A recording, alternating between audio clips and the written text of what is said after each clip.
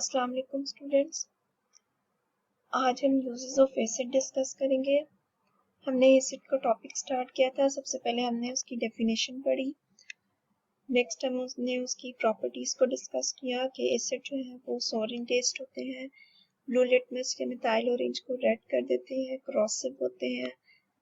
इसके साथ एसिड जब बेसिस के साथ रिएक्ट करते हैं तो उसके रिजल्ट में सॉल्ट की फॉर्मेशन होती है। Now we will discuss about the uses of acid. आप बुक्स पे टॉपिक ओपन करोगे यूजेस ऑफ एसिड और जितने आगे यूजेस दिए हुए हैं वो सारे आपने याद करने हैं। A very brief idea of the uses of mineral acid is given below. First one, hydrochloric acid. Hydrochloric acid is used for cleaning rust from the surface of metals. अब कुछ मेटल्स जो है वो corrosive होते हैं। कुछ corrosive का मतलब है यानी कि कुछ मेटल्स इस तरह के होते हैं जो एयर के अंदर जो ऑक्सीजन प्रेजेंट होती है उसके साथ रिएक्ट कर जाते हैं। इस रिएक्शन के रिजल्ट में रस्टिंग होती है, यानी जो हम आम जुबान में जंग लगना जिस प्रोसेस को कहते हैं उसको हम साइंस में हम रस्टिंग का प्रोसेस कहेंगे कि जो मेटल्स हैं उनकी सरफेस जो होती है वो रस्ट कर जाती है, उनकी रस्टिंग हो जाती है। तो उस रस्ट को साफ करने के लिए हम हाइड्रोक्लोरिक एसिड यूज करते हैं। और सबसे कॉमन मेटल जिसकी रस्टिंग होती है डेट इज आयरन। आप उसको अपनी डेली लाइफ में भी ऑब्जर्व कर सकते हो कि अगर कोई आयरन का मटेरियल है, आप उसको थोड़े दिन के लिए छोड़ दो, उसके ऊपर कोई डेंट वगैरह पड़ जाए, उसका जो ऊपर वाला पेंट है वो उतर जाए, जब वो डायरेक्ट कांटेक्ट में आ जाएगा एयर के साथ तो थोड़े टाइम के बाद उसकी रस्टिंग स्टार्ट हो जाएगी, उसके ऊपर जंग लगने लग जाएगा। तो उस जंग को साफ करने के लिए हम हाइड्रोक्लोरिक एसिड यूज करते हैं। Second one, for purification of common salt. NaCl को हम यूज करते हैं खाने के तौर पर, लेकिन जब इसको निकाला जाता है, उसको डिफरेंट जगहों से, माउंटेन्स वगैरह से वहां से निकाला जाता है तो वो प्यूरिफाइड फॉर्म में नहीं मौजूद होता। हम उसको डायरेक्टली खाने के लिए इस्तेमाल नहीं कर सकते, बल्कि पहले हमें उसकी प्यूरिफिकेशन करनी पड़ती है। तो हाइड्रोक्लोरिक एसिड को हम बेसिकली यूज करते हैं for the purification of common salt. Next one, to make aqua regia. Aqua regia hydrochloric acid और नाइट्रिक एसिड का सॉल्यूशन होता है कि हम हाइड्रोक्लोरिक एसिड को अगर डिसॉल्व कर दें नाइट्रिक एसिड में, यानी कि दोनों को मिक्स कर दें, दोनों लिक्विड फॉर्म में दोनों को मिक्स कर दें सॉल्यूशंस को, तो उसके रिजल्ट में हमारे पास एक्वा रिजिया की फॉर्मेशन होगी। अब इस एक्वा रिजिया का मेन पर्पस होता है नोबल मेटल्स को डिसॉल्व करना। नोबल मेटल्स इस तरह के मेटल्स होते हैं जो इनर्ट होते हैं। इनर्ट का मतलब होता है कि वो रिएक्टिव नहीं होते, किसी भी दूसरे सब्सटेंस के साथ जल्दी रिएक्ट नहीं कर देंगे। इसके सिंपल एग्जांपल गोल्ड है। गोल्ड एक नोबल मेटल है, हम उसको एज अ ज्वेलरी यूज करते हैं। क्यों यूज करते हैं? क्योंकि वो रिएक्टिव नहीं है। आयरन को हमने डिस्कस अभी किया कि आयरन बहुत ज्यादा रिएक्टिव है, वो एयर के साथ भी रिएक्ट कर जाता है, एयर में जो ऑक्सीजन प्रेजेंट होती है। लेकिन गोल्ड जो है वो इनर्ट है, वो बहुत ज्यादा नॉन रिएक्टिव है, रिएक्ट नहीं करेगा। जब वो रिएक्ट नहीं करेगा तो वो किसी दूसरे सब्सटेंस में जल्दी डिसॉल्व नहीं होगा। तो इसको किसी भी सब्सटेंस में डिसॉल्व करने के लिए हमें एक्वा रिजिया की फॉर्मेशन करनी पड़ती है। हम एक्वा रिजिया को बनाते हैं, हाइड्रोक्लोरिक एसिड के अंदर नाइट्रिक एसिड को ऐड करते हैं, उसके रिजल्ट में जो हमारे पास सोल्यूशन आता है वो एक्वा रिजिया कहलाता है। अब इस एक्वा रिजिया के अंदर अगर हम गोल्ड को डालेंगे तो अब वो गोल्ड जो है इस एक्वा रिजिया के अंदर डिसॉल्व हो जाएगा। Next one, for making glucose from starch. Starch जो है वो एक सब्सटेंस है जो बहुत ज्यादा प्रेजेंट होता है प्लांट्स में।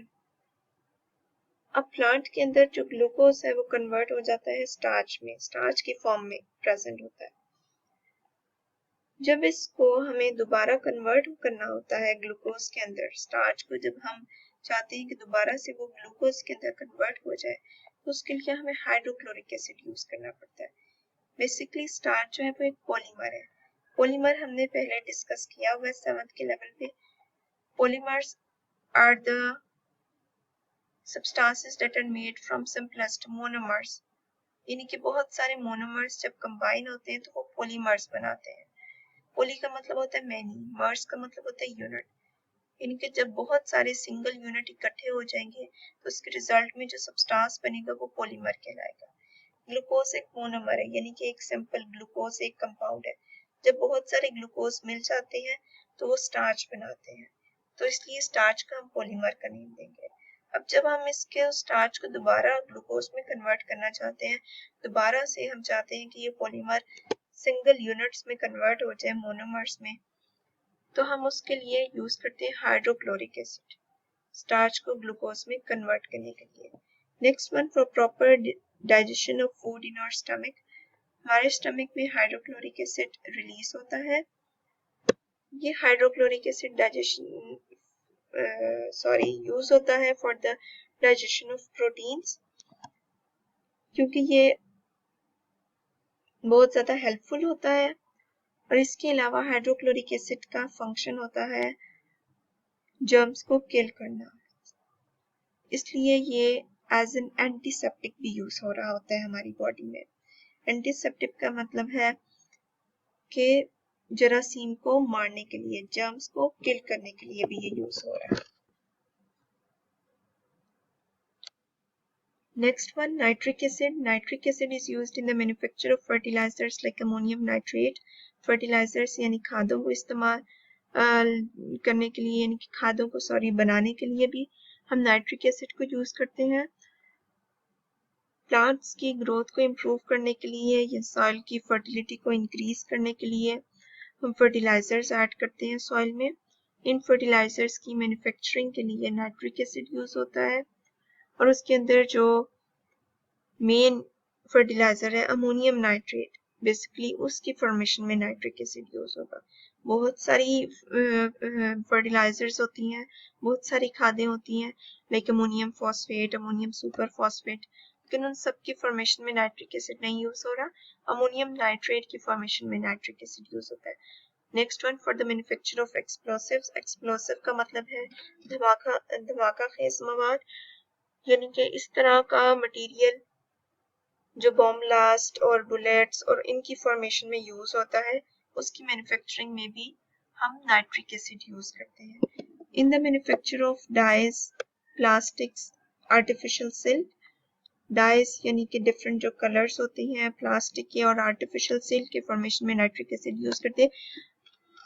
दो तरह की सिल्क होती है, फर्स्ट वन नेचुरल सिल्क और second artificial silk. Natural silk तो हमें ऑब्टेन होती है फ्रॉम सिल्कवर्म, यानी कि एक कीड़ा होता है, जिस तरह से हनी आपको हनी बी से मिलता है, इसी तरह से जो नेचुरल सिल्क होती है वो आपको सिल्कवर्म से मिलती है। लेकिन जो आर्टिफिशियल सिल्क होती है उसकी प्रिपरेशन के लिए हमें नाइट्रिक एसिड रिक्वायर होता है ऑन द इंडस्ट्रियल लेवल।